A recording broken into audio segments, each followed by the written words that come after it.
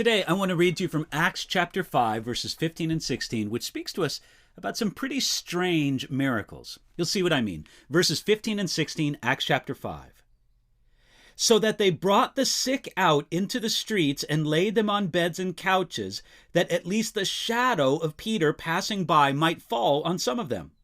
Also a multitude gathered from the surrounding cities to Jerusalem, bringing sick people and those who were tormented by unclean spirits, and they were all healed. These first several chapters of the book of Acts tell the story of the amazing first years of the church, that is, the community of the disciples of Jesus. To this point, they had not expanded much beyond Jerusalem, and it was a season of an amazing work of God. There were amazing and strange miracles. People brought the sick out into the streets. You see, people were so convinced of the reality and the power of what the Christians believed that they thought they could be healed by a mere touch of Peter's shadow. That's what Acts chapter 5, verse 15 says, that at least the shadow of Peter passing by might fall on some of them. Now, notice, it does not specifically say people were healed by Peter's shadow. It simply tells us people thought it would, and they took action based on this belief. We don't know for certain if people were actually healed when the shadow of Peter passed over them. Now, in this case, though, even the shadow of Peter became a point of contact where people released faith in Jesus as healer. It seems that people understood what Peter said in Acts chapter 3, verses 12 and 16, that Jesus heals even if he does his healing work through his apostles.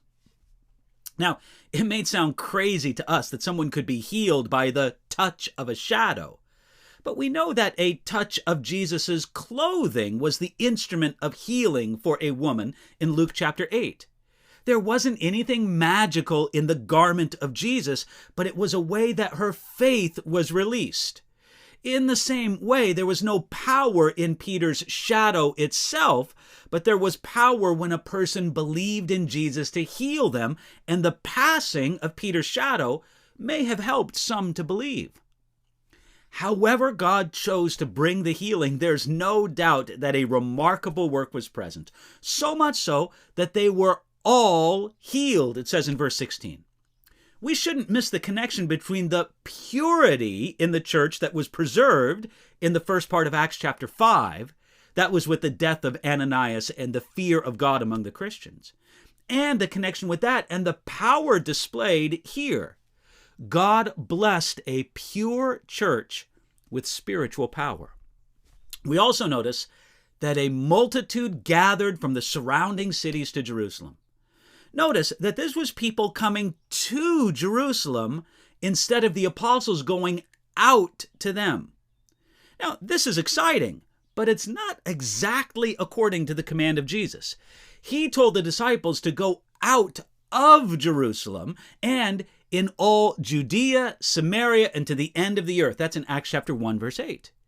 The apostles didn't leave Jerusalem until they were forced to by persecution.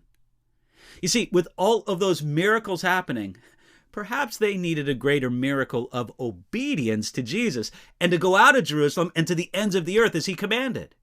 Nevertheless, we rejoice when God does miracles, even if they seem unusual or strange in our eyes. Let's look for God to do wonderful things in our midst today.